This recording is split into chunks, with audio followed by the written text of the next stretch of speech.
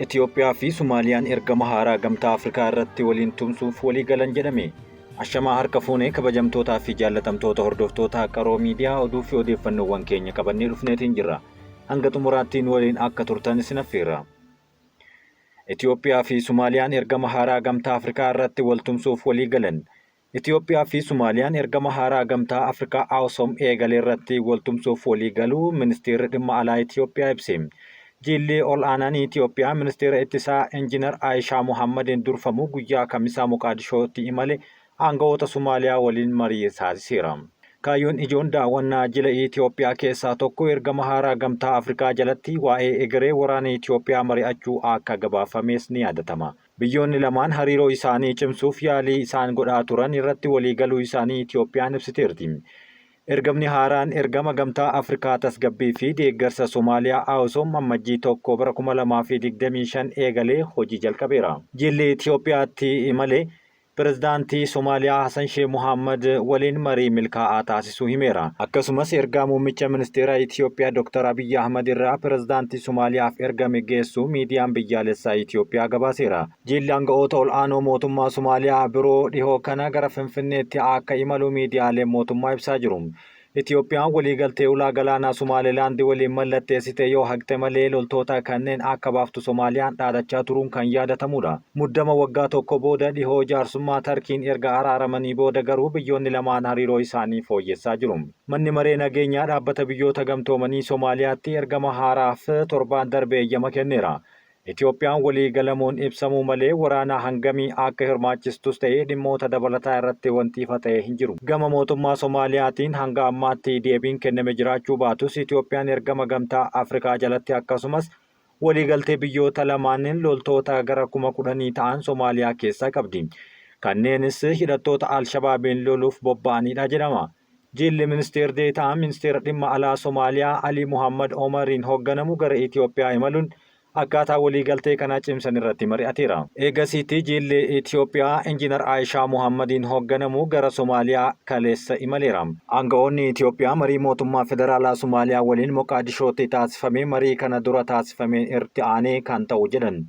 Ministeerri deetaan ministeera dhimma alaa Itoophiyaa obbo Misgaanuu Argaa'u mariin kun jijjiirama abdachiisaa hariiroo biyyoota lameenii gidduutti kan xiyyeeffate jedhaniiru. Mariin kunis abdachiisaadha. Somaaliyaa fi naannicha keessatti nagaa fi tasgabbii jajjabeessuuf kutannoo qabnu hubachiifna jedhan. Yuunivarsiitiin raayyaa ittisaa karaa kabaja raayyichaa dabaluun Itoophiyaa bira darbee Afrikaatti dhaabbata dhiibbaa uumuu danda'u hojjechuuf uume jedhan. Yuunivarsiitiin raayyaa ittisa biyyaa karaa kabaja raayyichaa madaaluun Itoophiyaa bira darbee Afrikaatti dhaabbata dhiibbaa uumuu danda'u ta'uuf hojjechaa jiraachuu ajajaan yuunivarsiitichaa Birgaadeer Jeneraal Kabbada Raggaasaa beeksisan. Hooggantoonni Itiyoo Telekoom yuunivarsiitichaa raayyaa ittisaa kana daawwataniiru. Hooggantoonni kunneen sagantaalee barnoota yuunivarsiitichaa keessatti kennamaa jiran bu'aa qorannoo fi qo'annoo bu'uuraalee misooma teeknooloojii, qunnamtii fi odeeffannoo hojiiwwan biroos daawwataniiru. Ajajaan yuunivarsiitichaa Birgaadeer Jeneraal Kabbada Raggaasaa wayita kanatti akka ibsanitti raayyaan ittisa biyyaa Itoophiyaa raayyaa beekumsaa fi teeknooloojii caalmatti gahoome taasisuuf hojjetamaa jiraachuu ibsan. Yuunivarsiitichi kabaja raayyichaa sadarkaa ol aanaa mirkaneessuun karaa dandeessisuun barnootaa fi qorannoo gahoomsuuf teeknooloojii ammayyaa qaqqabamaa taasisuuf hojjetamaa jiraachuu ibsaniiru. Raayyichi Itoophiyaa bira darbee guutuu Afrikaatti dhaabbata dhiibbaa uumuu danda'u akka ta'uuf yuunivarsiitichi hojjechaa jiraachuu ibsaniiru. Itiyoo Telekoom dabalatee dhaabbileen biroo adeemsa jijjiiramaa yuunivarsiitichaa fi ogeessota beekumsaa fi dandeettii gahoomsuuf hojii yuunivarsiitichaa hojjechaa jiru akka deeggaran waamicha gama isaaniitiin dhiyeessaniiru. Hoogganaan ol aanaan teeknooloojii Itiyoo Telekoom obbo Taarikuu Damissee gama isaaniitiin dhaabbatichi adeemsa jijjiiramaa yuunivarsiitichaa fi dandeettii beekumsaa fi teeknooloojii raayyaa ittisaa caalatti guddisuuf deeggarsa kan taasisan ta'uu waadaa galaniiru.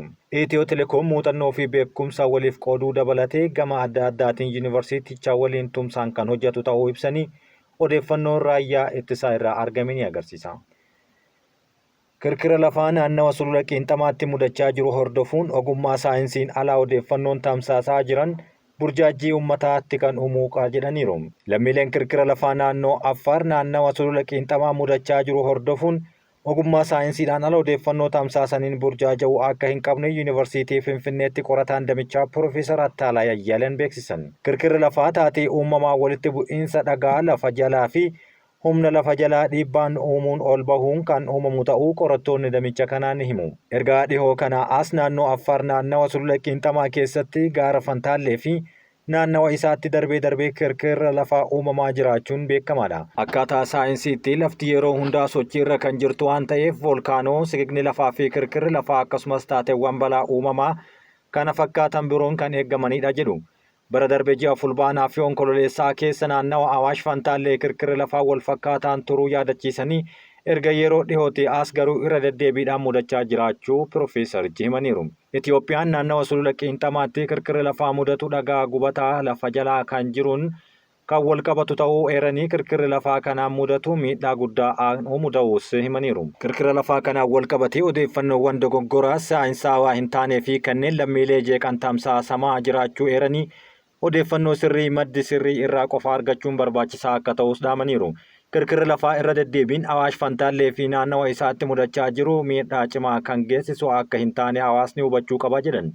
Damee kanarratti hubannoo uumuu akkasumas mootummaan ogeeyyii leenjisuu fi humna diinagdee biyyaa ilaalcha keessaa karaa galcheen meeshaalee hojii qorannoof barbaachisan bituu akka qabus himaniiru. Kabajamtootaa fi jaallatamtoota hordoftoota keenya gara oduu biyya alaatti dabarsina. Tuuniziyaatti balaa garagaluu bidiruun lubbuun namoota 27 darbuun himame. Naannawa qarqara baha galaanaa Tuuniziyaatti balaa garagaluu bidiruun mudateen lubbuun namoota 27 darbuu aangawoonni biyyattii beeksisan. Bidiruun lama garagaluun dubartootaa fi daa'imman dabalatee lubbuun godaantota 27 darbuu namoota 83 baraaruun akka danda'e himaniiru. Bidiruuwwan kanneen godaantota biyya Afrikaa Saharaa gadii ta'an feetee imalaa turuunis eerameera. Eegdonni qarqara galaanaa akka ibsanitti reeffa namoota lubbuun darbanii argametti dabalatan kanneen reeffi isaanii hin argamin akka jiranii fi hojiin barbaachaa cimee itti fufuu himaniiru. Godaantonni gara Awurooppaa godaanan balaa irra deddeebiin qarqara galaana Tuuniziyaatti mudatuun lubbuun namootaa akka darbu yeroodhaa gara yerootti ni gabaafama. Ameerikaa kibba Kaalifoorniyaatti xiyyaarri gamoo daldalaa tokkotti bu'uun balaa mudateen namoonni 2 du'uun 18 madaa'uun himameera. Poolisiin kamisa kaleessaa waaree booda karaa toora eegsii isaaniitti akka baaseen namoonni 10 hospitaala geeffamuu himanii 8 battalumatti wal'aansa isaanii argatan jechuun dubbate. Balaan kun akkamiin akka mudate qondaaltonni ammallee odeeffannoo bal'aa hin gabaasne. Namoota balaa kanaan du'an lamaan hojjettoota gamoo keessa turan yookaan imaltoota keessaa ta'uu wanti adda bahee hin jiru. Poolisiin namoonni gamoowwan naannawaa balaan kun itti mudatee jiran keessa akka ba'anii fi iddoo balaa kanaatti akka hin argamne akeekkachiiseera. Kwanti Orange bakka bu'uun miseensa koongiraansii kan ta'an Low Kooriyaan kanneen mudatuun hedduun hojjettoota warshaa gamoo keessa turetti jechuun barreessaniiru. Gamoon xiyyaarri itti bu'e sana keessaa warshaa maanufakcharingii meeshaalee manaa keessa hojjetudha. Sababa kanaan balaan ibiddaa mudatee ture garee ittisa balaatiin to'atamuun gareen sana keessaa gamoo kanatti namoota 100 ol ta'an baafamuu isaanii biyyattiin gabaasteerti. Ji'a 2 keessatti balaan xiyyaaraa balaa kanaan naannawa sanatti yeroo lammaffaaf mudachuu isaanii gabaasuun sadaasa 25 naannawa kanatti xiyyaarri gamootti bu'ee balaa uumameen namoonni du'uun himameera. Hoogganaan poolisii Hamaas tokko dabalatee namoonni haleellaa Israa'el Gaazatti raawwatteen ajjeefaman 11 gahe. Haleellaa Israa'el kibba Gaazaatti kaampii maatii buqqaatotaa irratti raawwatteen hoogganaa humna poolisii naannoo sanaa kan Hamaasiin geggeeffamu dabalatee yoo xiqqaate lammiileen Filisxeem 11 ajjeefamuu maddeen himan. Magaalaan kun Yaanis irraa gara lixaatti kan argamtu Almawaasii keessatti namoota du'an keessaa daa'imman 3 fi dubartoota 2 keessatti argamaniiru.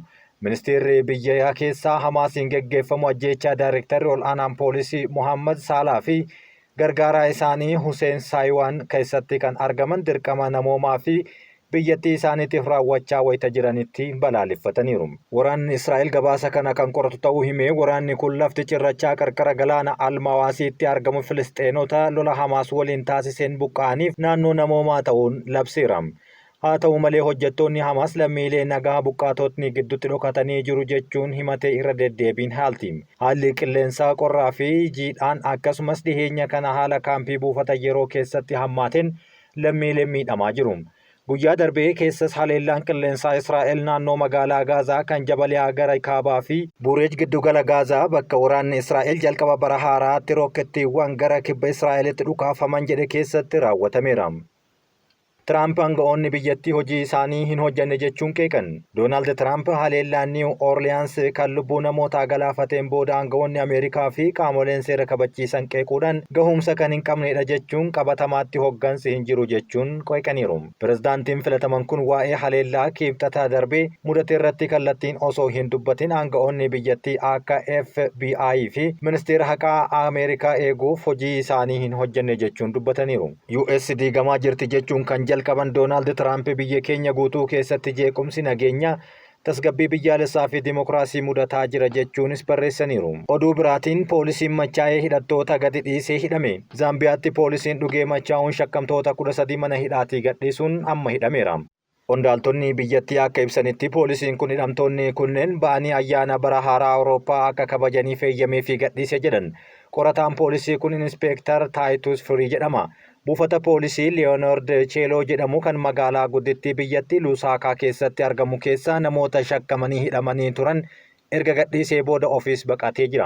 Namoonni poolisiin kun mana hidhaatii gadhiise 13 kanneen haleellaa yakka saamichaa fi mana cabsanii seenanii saamuudhaan raawwatan jechuun shakkamanii hidhamanidha. Namoonni kunneen yeroo ammaa miliqanii jiranis poolisiin garuu isaan adamsuu itti fufeera. Dubbi himaan poolisii Raayee Haamongaa jedhamu poolisiin kun jala bultii bara haaraatti waahillan isaa maqaan isaanii eeramanirra miira machii keessa seenee furtuu kutaalee mana sirreessaa hunda humnaan akka fudhate himameera. Haala kanaan qorataan poolisii Inspektar Taayitus Firii jedhamu kutaalee dhiiraa fi kan dubartootaas banee hidhattoota akka bahanii ayyaana kabajan ajaje. Bara haaraatti gammachuudhaan dabarsuuf walabummaa akka qaban itti himee jedha dubbi himaan poolisii biyyatti. Akka qondaala poolisii kanaatti namoota shakkamanii mana amala sirreessaa turan 15 keessaa 13 miliqaniiru. Dubbi himaan duraanii pirezidaantii biyyattii ogeessi seeraa Diiksan Jeeree taatee kana kan bara 1997 keessaa taatee wal fakkaatu jechuun dubbateera.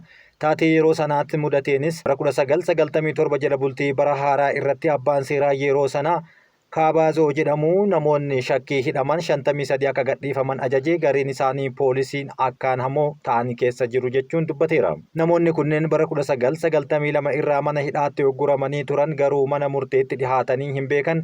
Haalli kun daangaa yeroo sanaa kan baay'ee mufachiise ta'uun tarkaanfii yeroo sanatti fudhateera. Haalli machiitiin biyyattii keessatti yeroo lamaan dogongorri akkanaa hojjete jechuunis dubbataniiru. Oduu biraatiin daa'imni paarkii leenci keessa jiru keessa guyyaa 5 ture nagahaan bahuun himame. Daa'imni ganna 8 paarkii kaaba Zimbaabuwee leencaa fi arbi keessa jiraatu keessa guyyaa 5 dabarsuun booda nagahaan bahuun jechuun himameera. Paarkiin kun leencaa 40 ta'uu kan qabu yoo ta'u kanaan dura Afrikaa keessatti lakkoofsa leencaa isa guddaa qaba ture jedha dhaabbanni miti mootummaa bineensotaa irratti hojjetu Afrikaan Parks. Daa'imni kun beekumsa bosonaa qabuu fi dandeettii lubbuun turuuf taasifamu fayyadamee tureera jechuunis dubbataniiru. Daa'imni Tuneendaa jedhamu kunis haala rakkisaa saaxilamaa ture keessatti ija mukaa nyaachuudhaan dabarsee bishaan ammoo lafa qoteetuu buufate jechuunis dubbataniiru. Dhumarratti garuu daa'imni kun fayyaa guutuudhaan paarkii keessaa akka bahees himameera. Kabajamtootaa fi jaallatamtoota hordoftoota keenya oduun keenya isin biraan gahaa turre kan hangammaatti dhageeffattanidha. Qaroo miidiyaa laayik, sheer, sabiskiraayib gochuun yeroo hundaan waliin akka turtan isin affeerra.